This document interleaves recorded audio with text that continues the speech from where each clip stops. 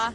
A cada 10 anos, o Instituto Brasileiro de Geografia e Estatística, o IBGE, percorre todos os municípios do país em busca de informações que digam quem nós somos.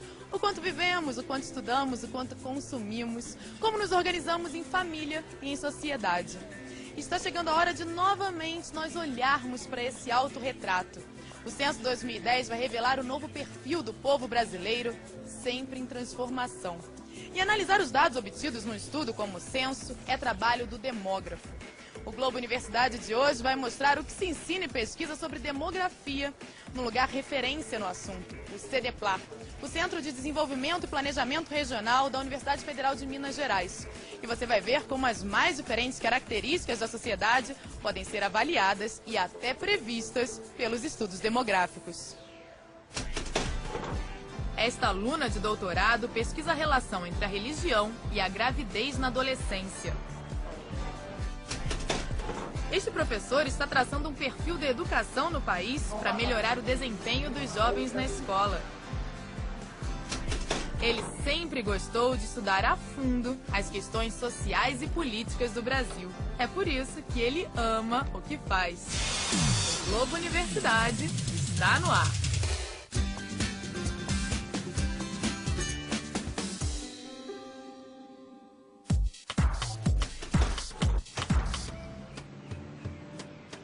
A melhor pós-graduação em demografia do Brasil está na Universidade Federal de Minas Gerais. Conceito 7 na CAPES, nota máxima. Mérito do CDPLAR, o Centro de Desenvolvimento e Planejamento Regional da Universidade. Que de regional só tem o nome. Aqui, os estudos englobam todo o país e às vezes até ultrapassam as nossas fronteiras. Numa fusão entre as ciências exatas e humanas, o demógrafo faz análises a partir de números e chega aos números através das pessoas. E o que ele descobre sobre hoje nos ajuda a saber como será o amanhã. As análises demográficas ajudam a revelar vários aspectos na dinâmica das populações. Tudo depende de quais variáveis o demógrafo vai relacionar. Aqui, por exemplo, a gente tem dois gráficos mostrando que o crescimento no número de domicílios na região metropolitana de Belo Horizonte tem sido muito superior ao crescimento da própria população, porque cada vez menos pessoas habitam o mesmo espaço. Isso ajuda a prever as transformações na ocupação do espaço urbano. Hoje as pessoas se concentram nessa área. E a previsão para 2040 mostra as cidades se alastrando para as zonas mais periféricas. Essa foi a conclusão da tese de doutorado do Glauco. Glauco, a gente está falando de uma previsão para daqui a 30 anos. O que você precisou considerar para chegar a esse resultado? Pois bem, para considerar esse resultado da mancha, nós precisamos considerar para onde a cidade pode crescer e para onde a cidade não pode crescer. No caso de não crescer, são os corpos d'água e as áreas de preservação ambiental. E no caso dos lugares onde que atrai o alastramento então, da nossa mancha urbana, é o comportamento da própria mancha urbana na última década, variáveis estimuladoras da ocupação do solo, como, por exemplo, as áreas de aquecimento econômico, né, onde o mercado imobiliário então está efetivamente ativo, as malhas viárias rodovias, né, que são também pontos que atraem então o alastramento das cidades, e por último o macrozoneamento dos planos diretores municipais, que é onde que fala se a cidade pode verticalizar e se expandir. E esse trabalho de prospecção é uma das principais atividades do demógrafo. A professora Simone Weiman diz, inclusive, que a projeção é uma área integradora da demografia. Por quê, professora? A projeção ela é uma atividade integradora, embora esteja longe de ser a única atividade do demógrafo, mas ela é integradora porque, para se fazer uma projeção, você precisa basicamente do conhecimento das principais variáveis que definem o tamanho e a composição populacional. Nesse diagrama, acho que é interessante a gente ver que a gente pode imaginar a população assim, como o volume de água dentro de uma caixa, que é definido por duas torneirinhas de entrada. Uma que é dos nascimentos, outra das imigrações. São as duas únicas formas de se entrar numa população, e as duas alternativas de saída são as saídas por morte e as saídas por emigração. Então, não importa quão sofisticado seja a metodologia de modelagem que você usa para fazer uma projeção, o fundamental na projeção é um conhecimento aprofundado da dinâmica dessas variáveis que definem qual será o tamanho e a estrutura populacional. Nesses casos, a gente precisa lançar mão de técnicas indiretas nas quais a gente usa pressupostos para, a partir de uma parcela da informação que é conhecida, a gente estimar um todo que é desconhecido. Professor, o demógrafo usa muitos métodos estatísticos, mas a observação dos comportamentos sociais também é um fator muito importante, né? Sem dúvida. A gente usa métodos estatísticos e a demografia está muito desenvolvida nessa conexão entre técnicas estatísticas para lidar com esses processos, mas a gente precisa conhecer o fenômeno em si. Então, a gente precisa conhecer como é que as pessoas são sensíveis às mudanças culturais, às mudanças econômicas, sociais. Então, toda uma área da demografia está voltada a exatamente compreender como é que o indivíduo se relaciona com o ambiente. Essas projeções identificam problemas futuros e ajudam a pensar soluções. Daqui a pouco você vai conhecer um demógrafo que nos anos 70 surpreendeu e acertou ao fazer projeções sobre o envelhecimento da nossa população.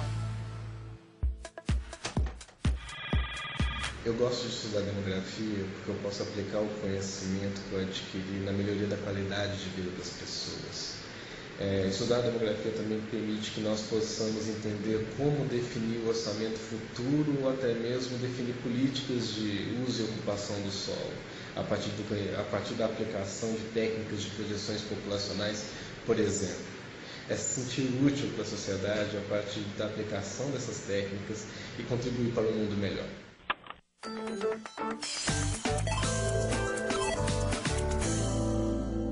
Meu nome é Luciene Longo, sou aluna do doutorado em Demografia do CDPLAR, que é o Centro de Desenvolvimento e Planejamento Regional da Universidade Federal de Minas Gerais. A minha pesquisa faz parte de um projeto maior que é sobre a fecundidade na adolescência e a sua relação com a religião no município de Belo Horizonte. Essa pesquisa trabalha com dados do censo e de outras pesquisas domiciliares. Os dados que nós utilizamos, eles vêm do IBGE. No site do IBGE, no caso da religião, nós temos várias denominações, como apostólica, católica apostólica romana, católica romana, várias denominações evangélicas, e para fazer a nossa análise a gente precisa agrupar essas religiões. Esse programa ajuda a gente a fazer isso. Coloco as informações aqui, faço o agrupamento necessário, por exemplo, agrupo todos os protestantes, todos os pentecostais, e várias tabelas são geradas. A partir dessa geração de tabelas, eu consigo fazer as minhas análises com os resultados gerados.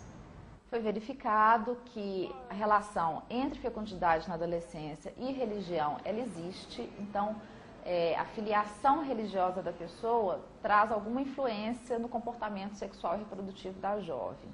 Por exemplo, as católicas e aquelas que se declararam sem religião têm uma chance maior de terem tido filho na adolescência do que as protestantes e evangélicas no geral.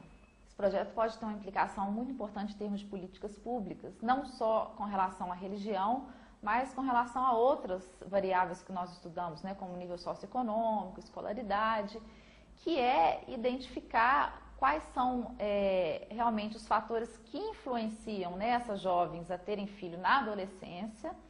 E é importante os governantes, né, terem acesso a essas informações para poder lidar melhor com essa questão. Apesar de que nos Estados Unidos a questão da religião e demografia, ou religião e população já estão em voga há pelo menos 30 anos, aqui no Brasil ainda tem muito pouco escrito, feito, pesquisado a respeito. Então, eu acho que é fundamental a gente ter alunos envolvidos e alunos interessados. A gente vai, enfim, produzindo mais e aprendendo mais. Acho que é muito importante, é fundamental.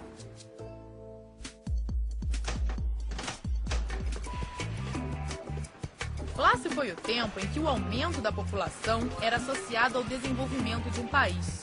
No Brasil, das últimas 4 décadas, o aquecimento da economia e a melhoria das condições de vida coincidiram com a queda no ritmo do crescimento populacional. As brasileiras entraram no ano 2000 tendo 3 vezes menos filhos do que 30 anos antes, quando a média era de quase 6 filhos por mulher. A expectativa dos demógrafos é de que em 2050, cerca de 20% da população brasileira tenham mais de 65 anos. E esse cenário traz desafios importantes para o poder público, especialmente em áreas como saúde, previdência e assistência social. Juventude é um conceito muito relativo. os nossos velhos estão cada vez mais jovens. Porque ao longo das últimas décadas não foi só a expectativa de vida que aumentou, a qualidade de vida dos idosos também. E quando as pessoas passam a viver mais e melhor, a pirâmide etária com os jovens na base alarga no topo. E daí começa a se falar em envelhecimento da população. Mas segundo o professor José Alberto Magno de Carvalho, esse envelhecimento tem muito mais a ver com a diminuição das taxas de fecundidade do que de mortalidade. Como é isso, professor?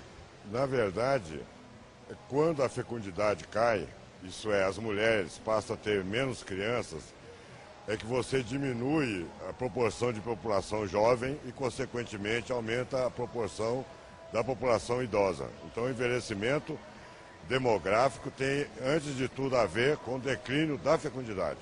E para se ter uma ideia, em 1970, a população acima de 65 anos era menor do que 3% da população brasileira. Lá por volta de 2050, pode ser que alcance 20% da população brasileira. Então é uma mudança rapidíssima que coloca desafios seríssimos para a sociedade brasileira.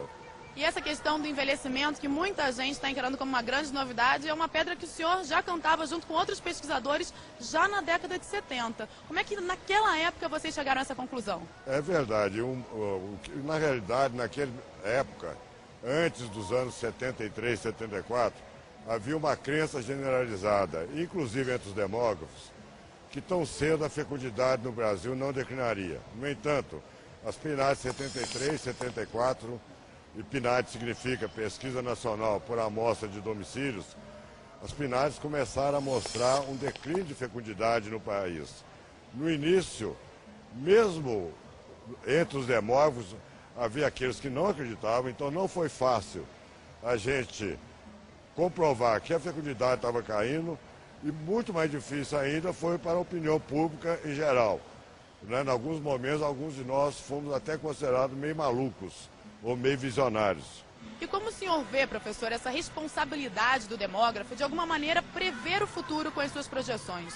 Na verdade, a gente não prevê, quer dizer, baseado nos estudos, na análise, o que aconteceu ultimamente, o que está acontecendo agora, a gente trabalha com hipóteses sobre o comportamento futuro. A responsabilidade é enorme e eu diria que é dar o testemunho como dos demógrafos mais antigos desse país, que depois daquela surpresa inicial dos anos 70, quando nós demoramos um pouco a acreditar no fenômeno, que a demografia brasileira tem cumprido com esse papel, tem feito esforços reiterados junto à sociedade, para convencê-la da importância desse fenômeno, tem formado recursos humanos. Então, acho que nós temos cumprido a nossa obrigação com muita responsabilidade. Por outro lado, é muito difícil conscientizar a sociedade brasileira sobre esse fenômeno. Eu diria que nós já perdemos 40 anos em termos das medidas que deveriam ser tomadas como consequência disso que nós chamamos o novo padrão demográfico brasileiro. Um futuro com menos jovens e mais idosos pode provocar um colapso na Previdência Social. Já já você vai conhecer as perspectivas traçadas pelo CDPLAR para a aposentadoria no Brasil.